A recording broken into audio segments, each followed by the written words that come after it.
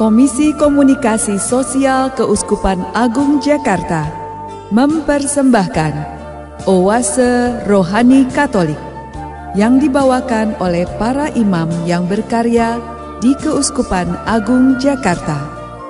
Selamat mendengarkan.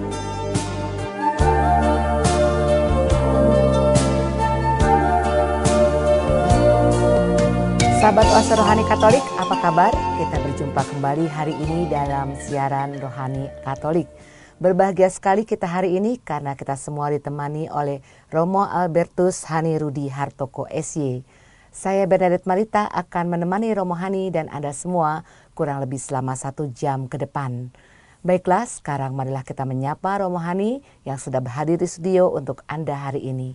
Salam damai Romo Hani. Salam damai Marita dan salam damai para sahabat Oase Rohani Katolik yang terkasih.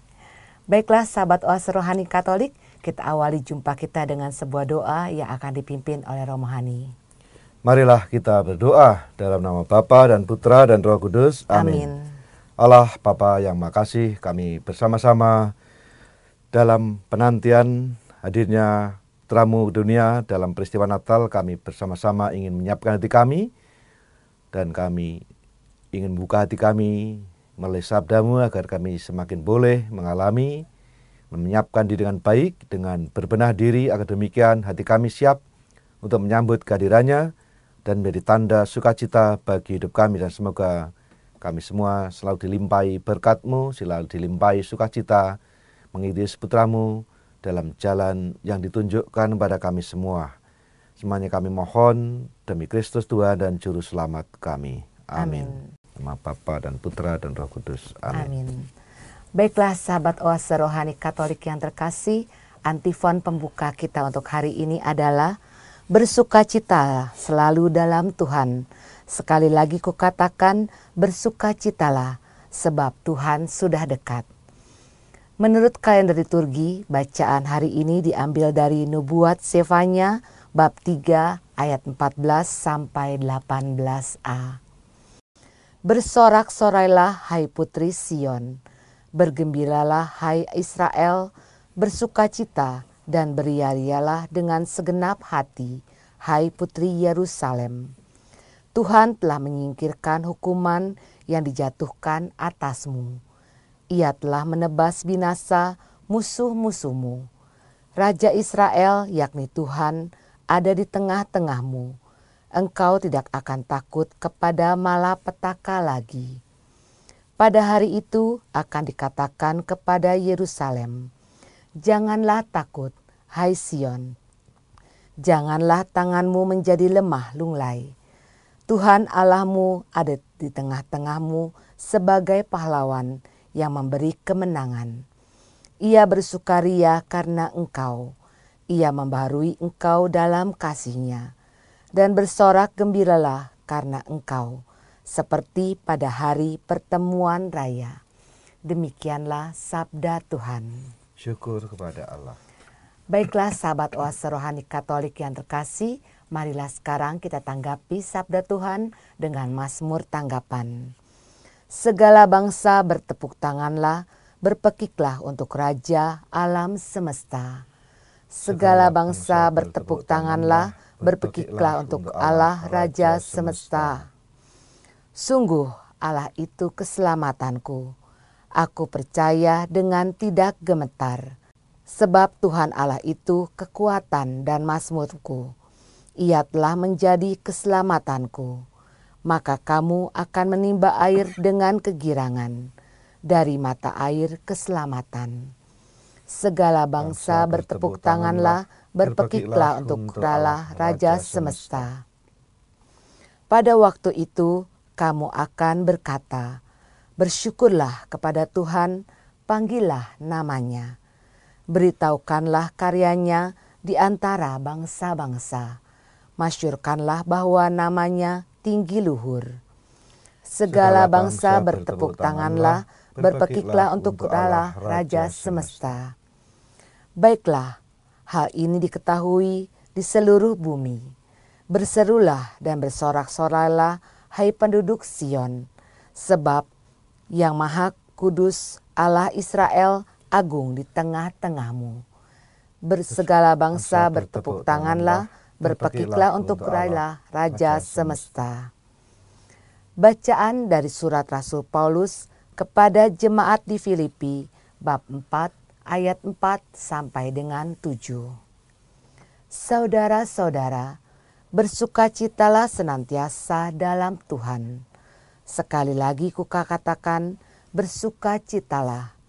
Hendaklah kebaikanmu diketahui semua orang. Tuhan sudah dekat. Jangan kamu khawatir tentang apapun juga, tetapi dalam segala hal nyatakanlah keinginanmu kepada Allah dalam doa dan permohonan dengan ucapan syukur. Maka damai sejahtera Allah yang melampaui segala akal akan memelihara hati dan pikiranmu dalam Kristus Yesus. Demikianlah sabda Tuhan. Syukur kepada Allah.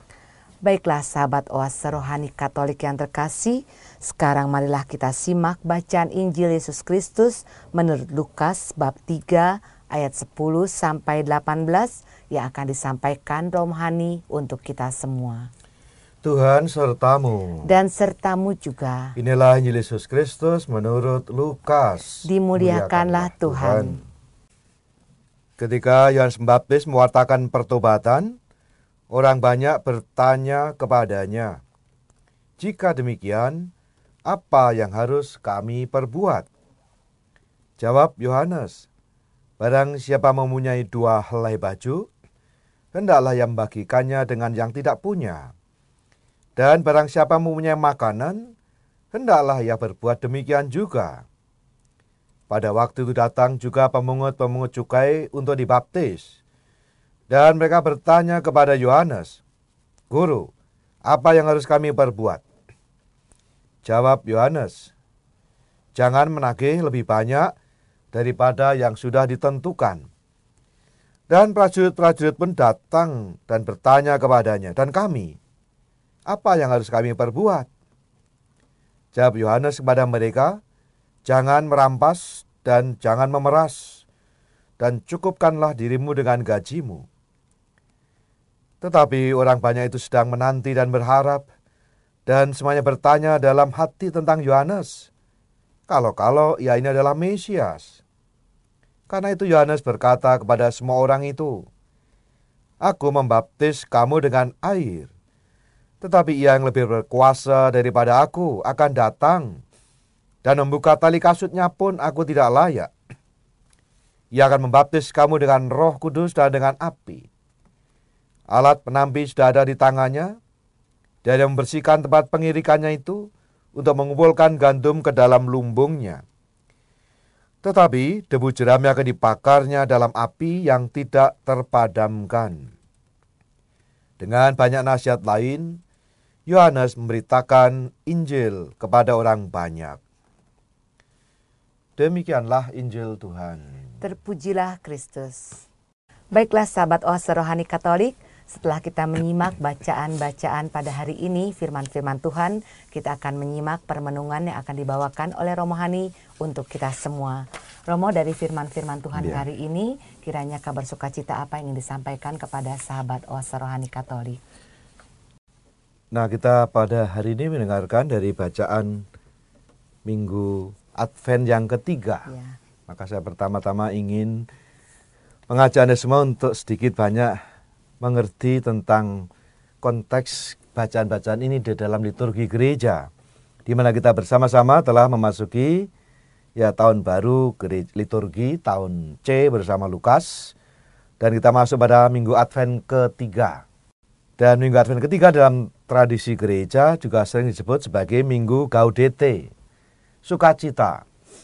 Dan itu tadi kita melihat diambil dari antifon pembuka dari ibadat minggu kita. Bersukacitalah saudara dalam Tuhan. Sekali lagi kukatakan, bersukacitalah sebab Tuhan sudah dekat. Itu yang kita dengar dalam bacaan kedua dari surat Santo Paulus kepada jemaat di Filipi. Dan memang Minggu Advent ketiga, atau disebut Minggu Gaudete, itu menggemakan sebuah kegembiraan sukacita. Karena apa? Karena perayaan Natal sudah dekat. Tuhan sudah dekat, yang kita rayakan di dalam peristiwa Natal. Dan karena itu, meskipun secara umum kita, dan ini tradisinya di dalam minggu ketiga ini, lalu warna liturgi sedikit berubah, boleh sedikit berubah kalau memungkinkan. Biasanya dalam masa Advent kita memakai warna liturgi ungu. Tapi khusus dalam minggu Advent ketiga atau minggu GADT, maka sedikit lebih cerah lagi, yaitu dalam warna rose atau bahasa populer pink. Disitulah mau diungkapkan sukacita. Masih ada unsur ungunya, tetapi sudah mulai agak putih menuju kepada masa Natal putih atau cerah. Jadi itu yang digambarkan melalui kekhususan di dalam minggu Advent yang ketiga. Itu sejajar pula dengan minggu keempat di dalam masa Prapaskah, yaitu minggu Letare, yang kurang lebih menggambarkan sama, sukacita. Tetapi tentu saja di dalam masa Advent, suasana sedikit berbeda dengan masa Prapaskah. Tetapi kita semua juga diajak untuk menyiapkan diri, menyongsong kedatangan Tuhan. Maka Advent berarti ya menyongsong kedatangan Tuhan. Kedatangan Tuhan yang terutama secara liturgis kita rayakan bersama dalam peristiwa Natal. Maka seruan nada dasar, suasana kebatinan dalam minggu, mulai minggu Advent ketiga ini dan seterusnya, itu adalah suasana sukacita, suasana kegembiraan karena Tuhan sudah datang. Tuhan hampir datang, sudah dekat. Itu yang digemakan di dalam suasana liturgis pada minggu Advent ketiga ini. Dan kita tahu juga di dalam simbol yang menandai kita semua memulai masa Advent ada Corona Advent. Biasanya itu ada 4 lilin.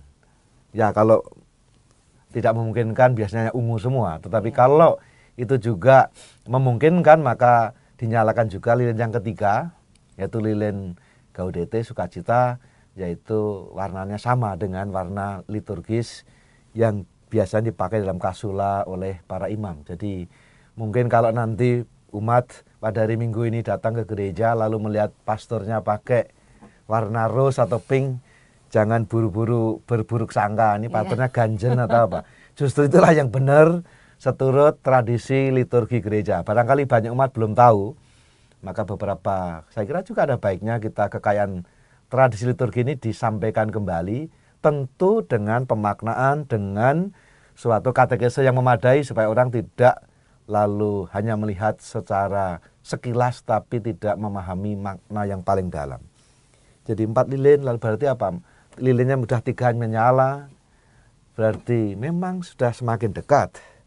Dan di dalam tradisi juga, kan ini kita tanggal 16 ini, mulai besok itu sering disebut, ya kalau di dalam praktek umum, di dalam event-event besar, ada apa namanya? Hitung mundur, countdown. Maka juga ada di dalam tradisi liturgi gereja yang dinamakan ya H-8 atau H-7, seminggu, pekan sebelum Natal. Dan itu ada tradisinya di mana di situ dalam antifon, baik pengantar Injil maupun juga antifon ibadat sore, itu disebutkan nama-nama gelar Yesus yang dinantikan. Dalam tiap hari 1 huruf, 1 makna, 1 kata. Dan kalau dirangkai, bunyinya, tapi dibaca secara terbalik adalah Erokras. Dalam bahasa Latin yang berarti, aku akan datang. Tetapi masing-masing huruf mewakili nama-nama gelar dari Yesus. Jadi pada tanggal 17 itu Sapientia, kebijaksanaan ilahi. Yesus sebagai kebijaksanaan ilahi. Lalu tanggal 17 itu Adonai, Tuhan. Lalu 19 itu Radix Yese, tunggul atau akar dari Isai. Pada Yesus dari keturunan Isai. Tanggal 20 itu Clavis David, berarti kunci Daud, yang memegang kunci kerajaan menurut penerus dari tahta Daud, sebagaimana dijanjikan oleh malaikat dan juga diungkapkan di dalam kisah ketika malaikat bersama Bunda Maria. Lalu tanggal 21 itu Oriens, itu adalah Surya Fajar, Yesus sebagai Surya Fajar pagi yang memberikan suatu cahaya. Dan lalu 22 itu Rex Gentium, Raja segala bangsa. Dan tanggal 23 itu Immanuel, Allah beserta kita. Jadi cara gereja mengajari juga countdown. Tiap hari satu huruf dan dia bisa dipasang di gereja mewakili nama-nama itu. Dan akhirnya dibaca jadi Aeroklas, tapi udah di belakang itu saja namanya countdown. Ya. Nah saya kira itu juga mungkin perlu diketahui dahulu supaya mulai besok hari kita memasuki masa khusus dalam Advent. Jadi Advent masa khusus persiapan Natal, tapi di dalam liturgi gereja di dalam masa Advent masih ada masa khusus lagi, di mana kita diajak untuk semakin intensif menyiapkan batin kita untuk menyambut kedatangan Tuhan. Nah, bacaan-bacaan hari ini menggambarkan bagaimana baik dalam bacaan pertama kitab Nabi Sefanya maupun dalam surat Santo Paulus bagi jemaat di Filipi dan juga Lukas menyongsong kedatangan Tuhan. Nah, bagaimana caranya? Nah, ini kan pertanyaannya. Apa yang dibuat? Pertanyaan yang diajukan orang banyak itu kiranya juga menjadi pertanyaan kita. Kalau Natal sudah dekat, apa yang harus kita buat? Bagaimana menyiapkan hati kita untuk merayakan Natal sehingga tidak hanya berhenti pada perayaan, tetapi lalu ya tidak menjadi sebuah pengalaman iman. Itu hanya perayaan, lalu tapi tidak mengalami Natal. Hanya merayakan, setelah perayaan selesai. Tapi kita diajak untuk menyiapkan hati, dan itulah cara gereja mengapa Advent sungguh saat yang istimewa, kita menyiapkan hati. Maka tadi suasananya apa?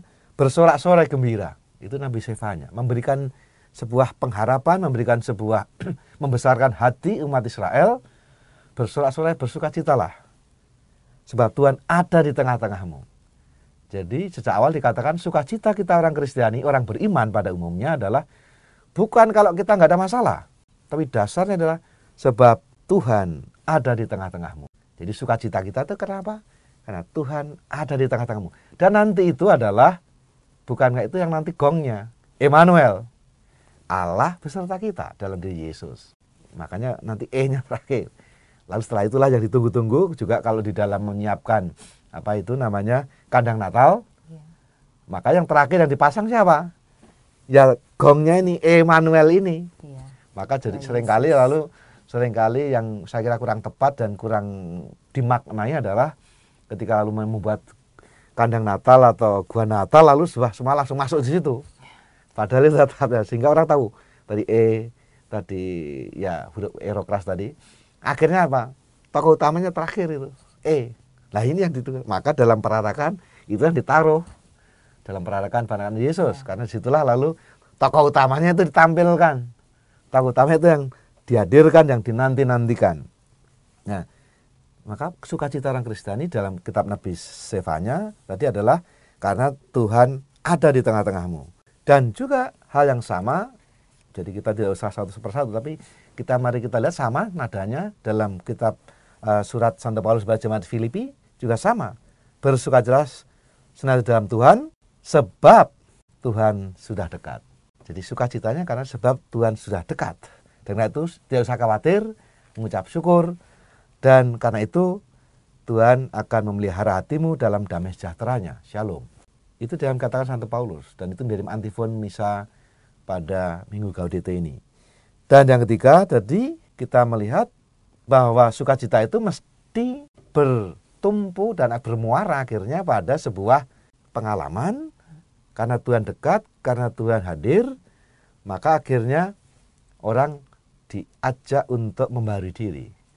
Diajak untuk menyiapkan diri, membuat dirinya layak dan pantas, sekaligus menjadikan hidup kita semakin bermakna, berarti. Maka pertanyaannya, kalau sudah sukacita dengan Tuhan, lalu apa harus dibuat? Itu pertanyaan yang saya kira sangat baik untuk kita renungkan bersama pada hari-hari menjelang Natal ini. Apa yang harus kita buat?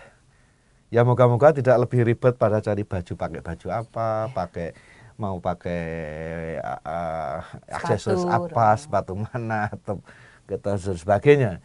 Jadi moga-moga ya itu baik juga menyiapkan supaya kita juga ke gereja dengan sebuah sikap batin yang dicerminkan juga oleh cara busana kita. Tetapi tentu saja moga-moga tidak terjebak pada hal-hal yang semacam itu yang akhirnya membuat orang lebih ribet dengan urusan yang sifatnya perayaan, entah itu baju, entah itu nanti hidangan, entah itu nanti mau acara apa dan setelah merayakan Natal, tetapi hal yang paling dalam itu menjadi luput dari perhatian. Maka baik apa yang dikatakan oleh di dalam Injil hari ini. Pertanyaan juga orang-orang itu. Tadi gambarkan seorang yang pemungut cukai harus buat apa? Dan jawabannya sesuai dengan apa yang menjadi dinamika hidupnya. Yang serdadu atau tentara atau aparat keamanan, lalu ditanya, pertanyaan dijawab dengan sesuai dengan apa mereka. Itu artinya apa? Bahwa kita diajak untuk kembali pada hal-hal yang paling dasar. Kita berada dalam jalan Tuhan. Maka dikatakan kalau di dalam nubuat itu, yang berkelok-kelok diluruskan, yang bergelombang diratakan, yang berbukit-bukit dipangkas. Itu artinya apa? Membuat hidup kita menjadi lapang. Yang abu-abu menjadi jelas gitu. Yang selama ini menjadi berkelok-kelok menjadi lurus. Yang selama ini bergelombang menjadi rata. Itu maksudnya adalah menggambarkan sebuah sikap batin, kelapangan hati kita untuk menyambut keadaan Tuhan. Sehingga demikian, ya sungguh ada dan hadir dalam hati kita. Nah, ini yang saya kira tema besar, suasana umum yang kita ingin bangun melalui Minggu Advent ketika Minggu Gaudete ini. Dan kiranya ini yang perlu menjadi perhatian kita semua. Dan kalau kita memperhatikan apa yang disampaikan Bapak Suci Fransiskus, kalau kita melihat tema-tema besar di dalam surat-surat, di dalam juga dokumen-dokumen yang dikeluarkan oleh Paus Fransiskus, entah itu yang namanya surat apostolik dan beberapa dokumen lain, kalau kita cermati, apa yang menarik dari kata kunci Paus ini adalah sukacita. Maka yang pertama keluar adalah Evangelii Gaudium, sukacita Injil. Mau menegaskan bahwa orang Kristiani, dan saya kira cocok dengan bacaan hari ini, dan sesuai dengan senada dengan ini, beliau mengatakan adalah bahwa setiap dalam mengawali kalimat pembuka di dalam Evangelii Gaudium berbunyi, setiap orang yang mengalami perjumpaan pribadi dengan Yesus itu mengalami sukacita dan pembaruan hidup. Persis dua hal ini tema besar yang kita renungkan hari ini.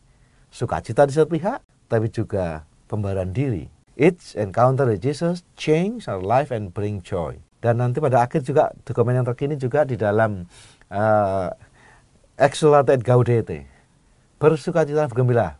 Bagaimana kita diajak untuk menghayati kekudusan, kesempurnaan kasih, tapi dalam suasana sukacita. Bukan dalam rangka takut, bukan dalam rangka tertekan, bukan terpaksa, tetapi langkah ini kita buat dengan sukacita. Maka dikatakan itulah sebabnya mengalir. Bukan karena takut, bukan karena diancam, bukan karena terpaksa, tapi mengalir dari sukacita karena mengalami perjumpaan dengan Tuhan. Dan karena itu membuat ia dengan sepenuh hati juga melakukan apa saja yang dibutuhkan agar Tuhan semakin dialami. Dan untuk itu membutuhkan yang dikatakan tadi semangat pertobatan.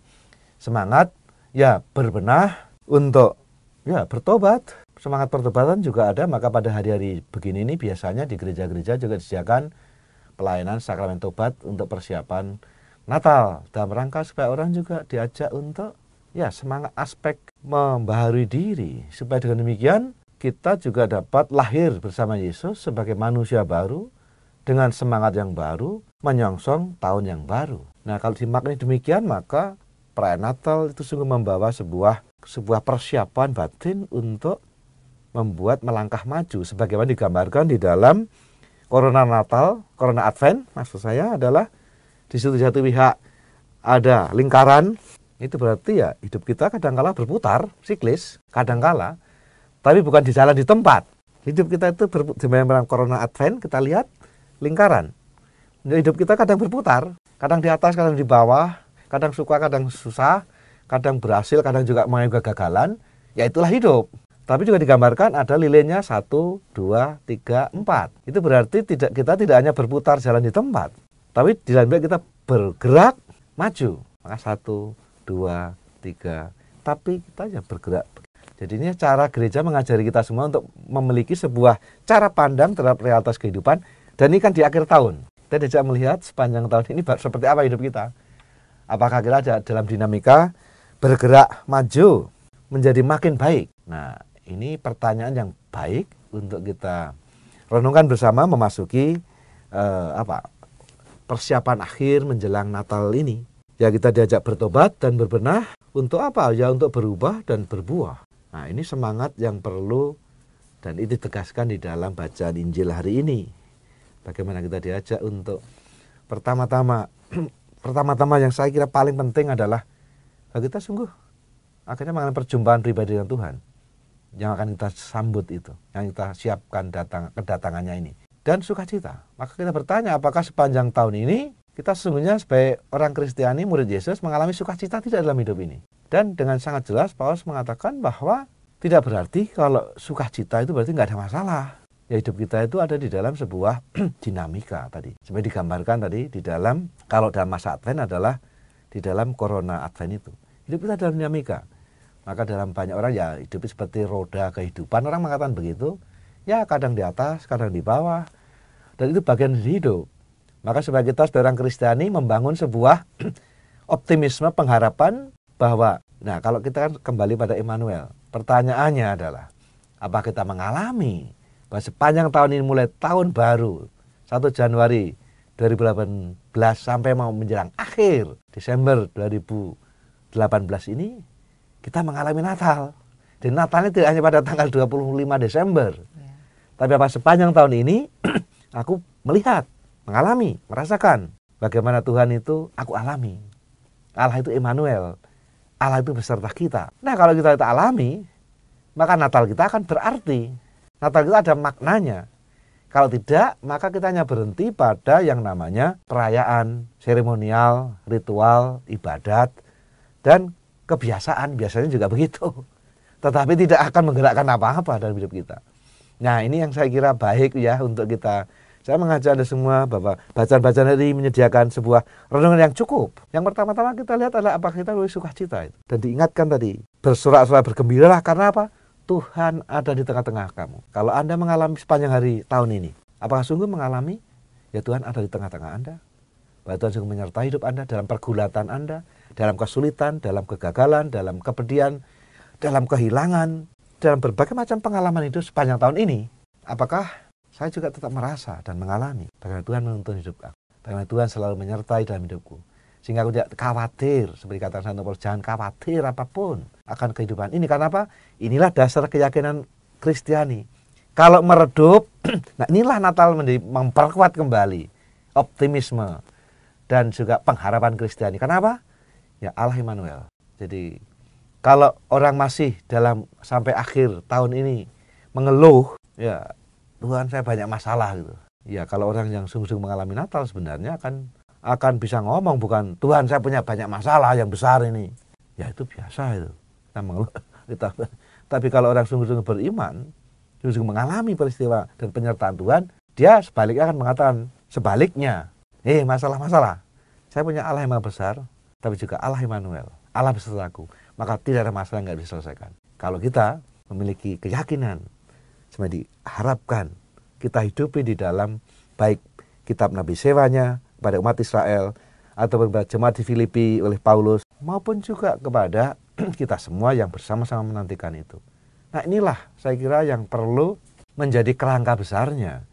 Karena kalau tidak maka ya tadi pembaruan hidup itu hanya berarti bermakna kalau itu merupakan mengalir, meluap dari sukacita. Maka tadi kalau punya satu ya dibagikan yang lain. Karena apa? Karena dia merasa bersyukur. Dan kalau itu dia akan membagikan dengan sukacita juga. Bukan dengan terpaksa. Tadi katakan kalau punya makanan ya dibagikan. Sebagaimana semangat Allah yang datang ingin membagikan kasihnya itu kepada kita semua. Maka ia mau repot, mau susah payah hadir ke dunia dalam wujud seorang bayi yang tak berdaya, sederhana. Allah yang maha kuasa, Allah yang maha besar hadir dalam sosok bayi yang tak berdaya. Ini adalah sebuah pesan yang sangat dalam bagi kita semua. Misteri yang namanya inkarnasi. Bahwa sang Sabat itu menjelma menjadi manusia. Artinya apa? Bahwa dikatakan seruan, ingat nanti dalam lagu yang sangat terkenal juga di dalam dan itu disampaikan oleh para malaikat apa? Gloria in excelsis Deo et in terra pax hominibus bene voluntatis. Kemuliaan bagi Allah yang maha tinggi dan damai sejahtera di atas bumi bagi orang yang berkehendak baik, orang hidupnya berkenan pada Tuhan. Nah, artinya apa? Bahwa Allah itu hadir di tengah-tengah kita. Allah mendatangi kita, Allah melawati kita. Bukan Allah yang tidak peduli akan situasi kita, yang nun jauh di sana. Tapi Allah yang di dalam peristiwa Natal menjadi hadir tengah juga dalam pergulatan hidup kita. Pertanyaannya adalah, apakah kita memiliki mata iman yang tajam? Apakah kita punya sebuah cara pandang yang menentukan apakah cara pandang hidup kita itu, kacamata kita itu Kristiani atau bukan? Pengalamannya bisa sama, tapi cara pandang refleksi kita terhadap peristiwa itu, kalau kita memandang dalam kacamata bersama Allah, maka kita akan menemukan dan tidak akan pernah kehilangan alasan untuk bersyukur. Juga kalau apa yang kita alami itu tidak sesuai kadang-kala dengan apa yang kita harapkan, tidak sesuai dengan apa yang kita rencanakan, tetapi kita tetap mengalami, dikatakan di sini, damai sejahtera Allah yang melampaui segala akal akan melihat hati dan pikiranmu dalam Kristus Yesus. Jadi orang akan mengalami shalom, sukacita, shalom. Itu bukan karena kita nggak punya masalah. Jadi kalau orang seringkali mengatakan, Romo saya punya masalah, ya bagus loh, kamu masih hidup. Gitu. Ya kalau kita masih hidup selalu ada masalah, apa saja ada masalah. Dan kalau kita nggak punya masalah, ya kita sudah kehilangan daya hidup. Maka masalah, tantangan itu adalah bagi orang Kristiani adalah sebuah energi untuk membuat segala daya yang kita miliki bersama Allah menuju sebuah kehidupan yang bermakna, kehidupan yang berarti. Ya Romo, terima kasih Romo. Sahabat Oase Rohani Katolik, kita cukupkan dahulu sampai di sini di bagian pertama dalam siaran Oase Rohani Katolik, dan Anda dapat meresapkan dalam hati sanubari apa yang sudah disampaikan oleh Romo Hani untuk kita semua. Kami akan kembali setelah jeda berikut ini.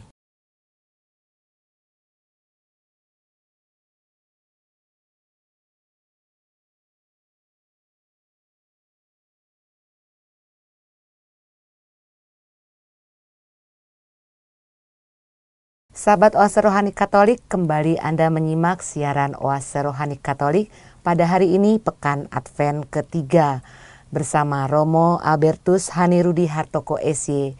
Saya Bernadette Marita akan menemani Romo Hani dan Anda semua sampai di penghujung acara nanti.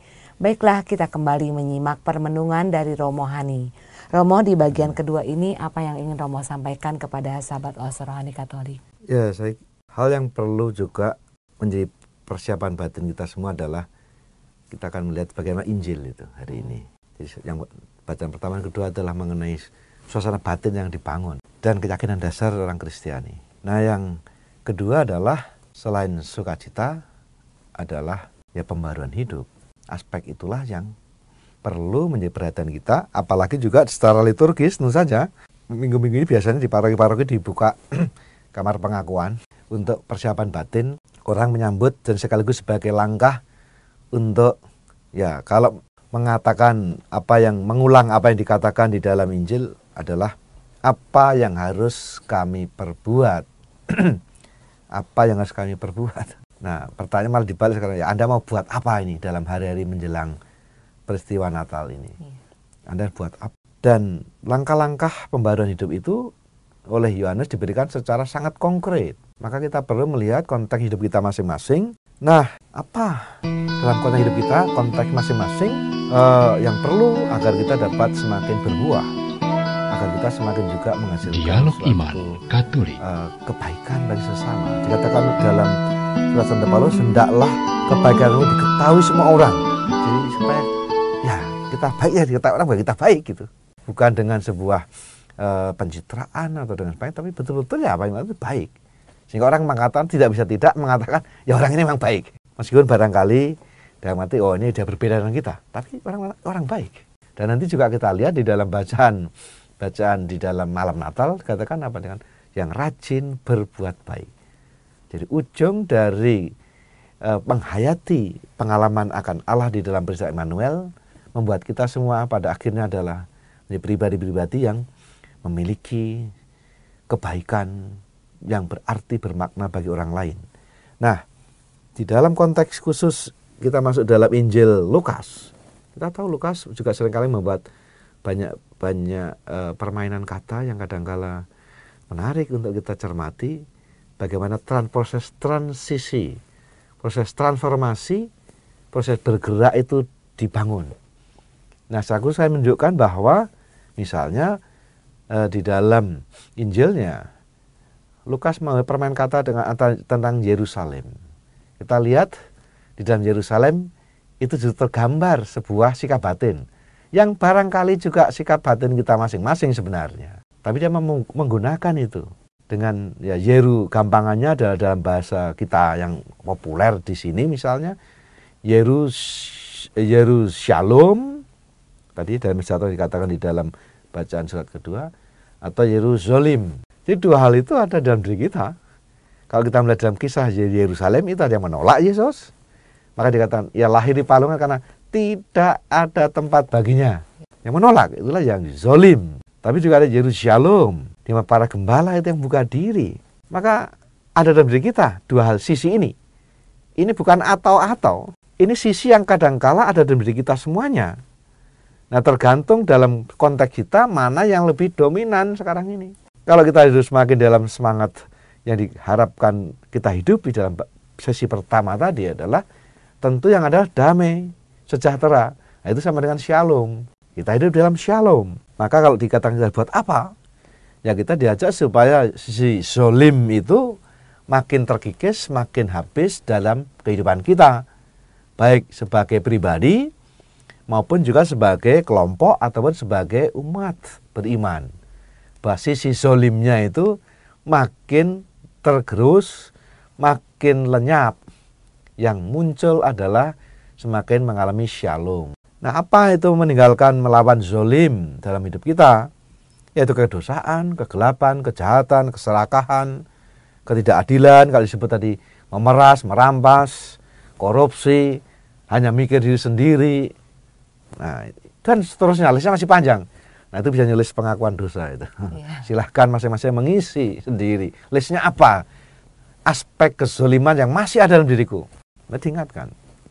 Tapi juga lalu mau kemana arahnya? Menuju shalom, membangun shalom, damai sejahtera dalam kehidupan kita, dalam hati kita. Yaitu kebaikan, solidaritas, berbagi, bela rasa. Kan dibangun tadi. Kalau kamu punya dua, kasihkan satu. Kalau kamu makanan, coba dibagi yang lain. Jangan malah membuang-buang makanan seperti nasihat Paus Fransiskus. Adanya pengampunan satu sama lain. Adanya keadilan, kejujuran. Nah, ini yang perlu dibangun dari waktu ke waktu. Maka sisi ini selalu ada dalam diri kita. Yang tarik ulur dalam hidup kita. Nah, mana? Dan kita kesempatan pada akhir penghujung tahun juga ini, kesempatan kita buat evaluasi diri. Buat kita juga mawas diri pada aspek zolim mana yang masih dominan dalam diriku, aspek shalom mana yang sudah bertumbuh berkembang dalam diriku. Dan mana yang sekarang ini dalam hidupku yang lebih dominan sekarang ini. Mana yang lebih bertumbuh, atau jangan-jangan kita menjadi pribadi yang stuck ini, atau malah merosot. Jadi ini kesempatan juga istimewa, sekaligus refleksi akhir tahun untuk kita semua. Apakah hidup kita makin bertumbuh? Ya kita syukuri. Kalau kita menjadi semakin ya jalan di tempat, ya kita waspada supaya kita tidak lebih buruk lagi. Kalau kita malah mengalami dalam aspek kemerosotan, ya itu yang kita benahi segera, supaya tidak menjadi lebih buruk lagi. Dan kalau kita dalam awal Desember begini kan kita juga secara internasional dan secara nasional juga ada hari penting yang saya kira untuk kita perhatikan, di mana tanggal 9 Desember itu hari anti korupsi, tanggal 10 Desember itu hari deklarasi hak asasi manusia. Nah, ini juga penting. Apakah kita kalau kita merasa diri secara pribadi baik, apakah juga terlibat dalam membangun dunia ini lebih baik? Korupsi yang saya kira makin menjadi-jadi dan semua kena itu. Kena. Jangan-jangan dalam diri kita, dalam level kita, ya juga melakukan korupsi yang mungkin tidak sistematik dan masif gitu ya. Tapi bisa jadi dalam hati kita masing-masing juga semangat koruptif itu ada, gitu. Masih ada. Atau juga tadi hak asasi manusia. Kan itu bagaimana perjuangan memuliakan kemanusiaan. Justru Yesus hadir sang manusia. Yang beri contoh bagaimana menjadi manusia yang mulia. Manusia yang luhur sebagaimana dikehendaki Allah pada awal mula dunia. Nah, diberi contoh itu. Supaya kita tahu bagaimana jadi manusia yang benar itu. Manusia yang baik itu kayak apa. Manusia yang luhur dan mulia supaya dikehendaki Allah itu seperti apa. Sehingga demikian, inilah konteks hidup kita. Bahwa dikatakan, sebagaimana kita juga diajar oleh Yesus berdoa. Dalam doa Bapa kami yang diajarkan Yesus. Bahwa jadilah kehendakmu di atas bumi seperti di dalam surga. Datanglah kerajaan, jadilah kehendakmu di atas bumi seperti di dalam surga. Itu kan yang sama dengan yang kita dengarkan dalam Kidung Malaikat yang nanti akan kita dengarkan di dalam malam Natal. Bahwa kemuliaan pada Allah di tempat yang maha tinggi dan damai sejahtera di bumi bagi manusia yang hidupnya shalom, bagi hidupnya dan berkenan kepadanya. Nah, ini kan suatu sebenarnya inspirasi bagi kita semua. Bahwa surga itu juga bisa kita alami di sini. Mari kita buat dunia ini menjadi tempat sebagaimana dahulu Tuhan hadir dan sekarang juga mau hadir. Dan kalau Tuhan itu hadir, maka dunia kita ini juga menjadi ya surga saat ini. Kalau ada di dalamnya ada shalom, ada damai sejahtera, ada sukacita, ada pengampunan, ada solidaritas, ada bela rasa, ada juga saling berbagi, ada kejujuran, ada kebaikan hati, dan seterusnya. Nah, inilah tanda-tanda nyata kalau kehadiran kerajaan Allah itu makin kita alami. Nah, moga-moga kita semua orang Kristiani bagian dari gerakan Yesus ini. Dan supaya jangan lupa tidak hanya orang hanya terpesona pada ya yang membuat kita menjadi menjadi terharu atau membuat kita menjadi begitu terenyuh atau tersentuh dengan bayi itu gitu loh. Bayi yang mungil, bayi yang ini. Tapi kita lihat juga bahwa kenapa sosoknya bayi gitu. Nah, bayi itu nggak berdaya. Tapi sekaligus bayi adalah simbol tanda pengharapan, tanda masa depan. Jadi hadirnya bayi itu menjadi jaminan bahwa akan ada masa depan bagi kemanusiaan ini. Itu harus dirawat. Supaya bayi ini menjadi tumbuh berkembang dewasa matang, ya kalau dirawat. Maka kita diajak merawat pengharapan, merawat semangat untuk tidak lelah untuk berbuat baik, memperjuangkan kemanusiaan, memperjuangkan keadilan. Bahwa tidak pernah lelah. Maka simbolnya saya kira juga menarik. Sebagai sebuah ikon gitu. Bayi, simbol bahwa pengharapan itu rentan itu. Mudah sekali pengharapan kita itu juga hancur karena situasi-situasi yang buruk sekarang kita. Membuat kita kehilangan harapan. Membuat kita kehilangan juga kepercayaan kadangkala pada orang lain. Bahkan kepercayaan pada Tuhan sendiri. Ketika berhadapan dengan berbagai macam situasi negatif, situasi buruk, mungkin juga mengalami berbagai musibah, bencana yang kita alami. Lalu seringkali orang lalu menjadi bertanya, kenapa Tuhan biarkan ini terjadi? Orang bisa kehilangan pengharapan, bahkan kehilangan kepercayaan pada Allah sendiri, justru karena melihat situasi buruk di dunia ini. Nah, kalau melihat situasi yang buruk di dunia ini, apa?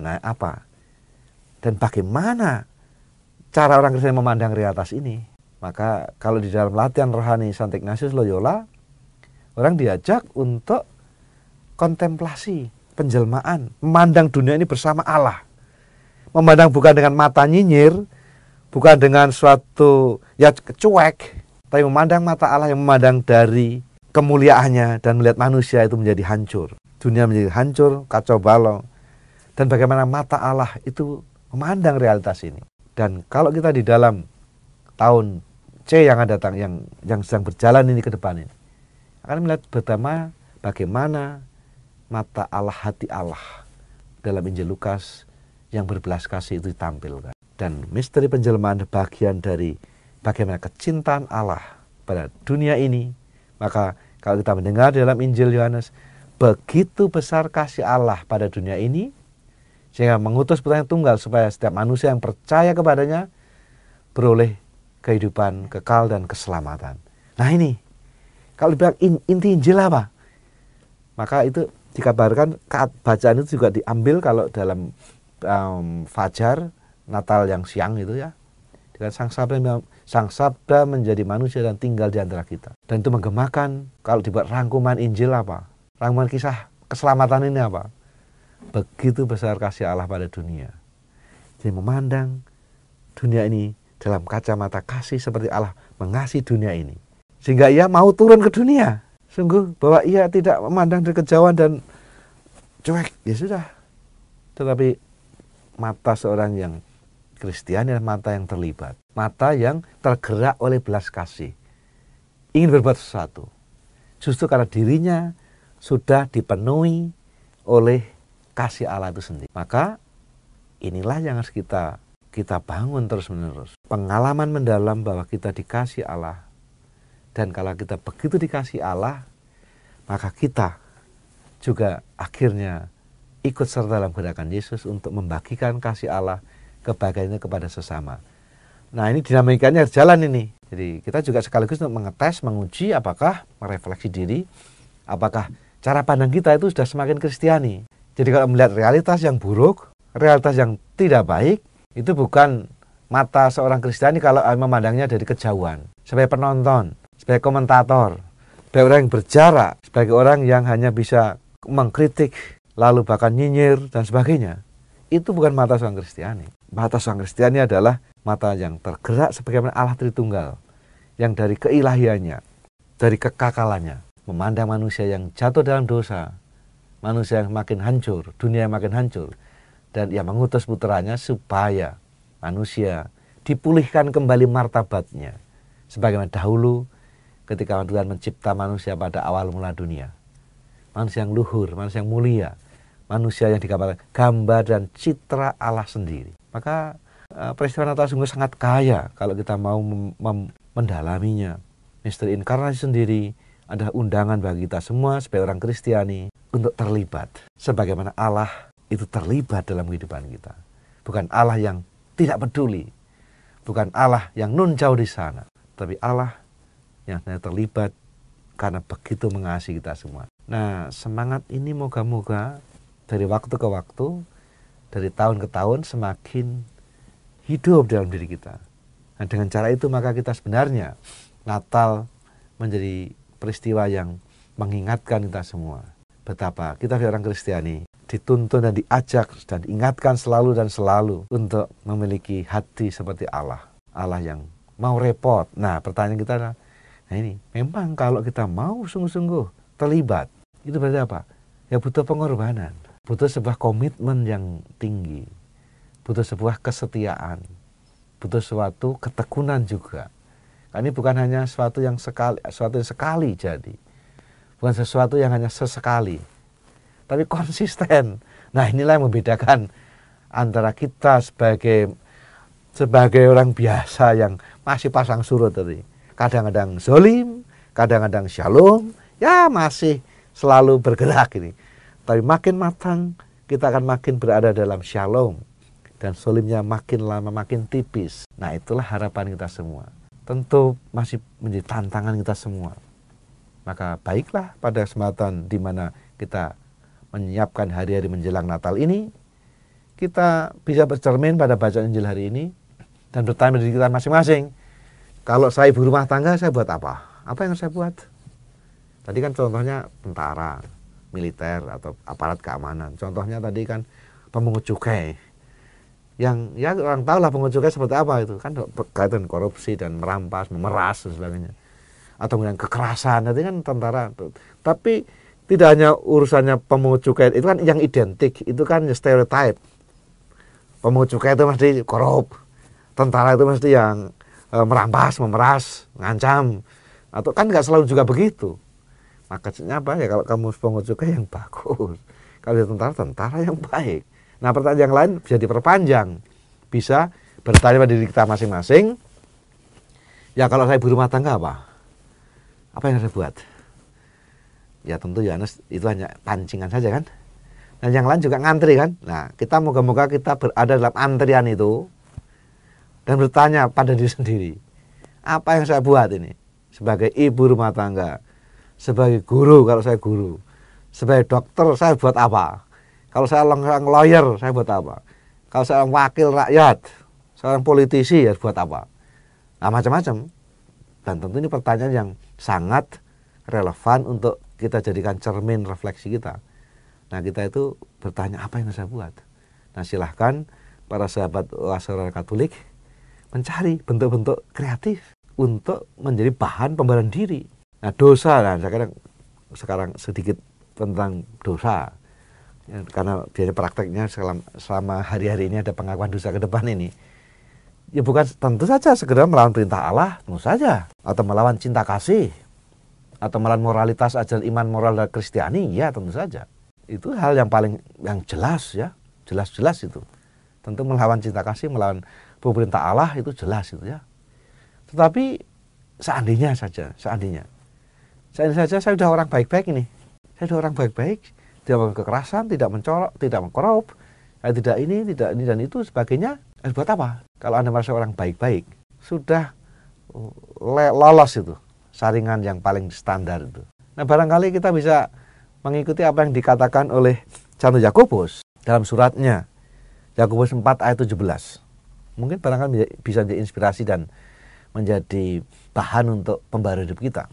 Santo Yakobus mengatakan, jika seseorang tahu bagaimana ia harus berbuat baik, tetapi ia tidak melakukannya, ia juga berdosa. Dosa itu berarti apa? Tindakan melawan tidak cinta kasih. Bahkan kebaikan yang didorongkan dalam lagu tadi kan, karena ketika Yohanes membaptis dengan air, ya toh, dengan Yohanes membaptis dengan air, aku membaptis kamu dengan air. Tetapi yang lebih kuasa daripadaku yang akan datang, yaitu membaptis dengan Roh Kudus. Itu artinya apa? Artinya dengan pembaptisan yang kita alami, kita dibaptis dalam nama Bapa, Putra dan Roh Kudus dengan pencurahan air dan pencurahan Roh Kudus dalam peristiwa Krisma. Artinya Roh Tuhan Allah tanam dalam diri kita sendiri. Dan akhirnya apa? Digerakkan berbuat baik. Maka kesadaran Santo Yakobus tadi, kalau seseorang tahu bagaimana ia berbuat baik, tapi ia tidak melakukannya, ia juga berdosa. Jadi bukan karena melakukan sesuatu yang buruk, tapi tidak melakukan yang baik. Nah, saya kira perspektifnya berubah nih. Santo Yakobus mengubah perspektifnya, cara pandangnya. Bukan dosa itu bukan hanya tentu saja paling pokok itu, yaitu melakukan hal yang buruk, zalim tadi. Tapi juga berarti kalau orang tidak berbuat baik, tidak melakukan cinta kasih, padahal digerakkan dalam hatinya. Nah, itu mengasah kepekaan ini. Karena kita telah dibaptis dalam Roh, dan Roh Kristus, Roh Allah, Roh kebenaran itu ditanam dalam diri kita sendiri dan menggerakkan kita untuk mengikuti kehendak Tuhan. Nah, pertanyaan apakah kita mengikuti atau tidak? Apakah kita sungguh-sungguh menyadarinya dan lalu melaksanakannya atau tidak? Maka dosa dalam perspektif ini, perspektif yang baru, cara pandang yang lain adalah itu perlawan tidak melakukan kasih, tidak melakukan kebaikan, padahal digerakkan. Nah, moga-moga kita juga cermat sehingga dengan demikian, wah saya sudah baik-baik saja, ngapain saya ngaku dosa itu?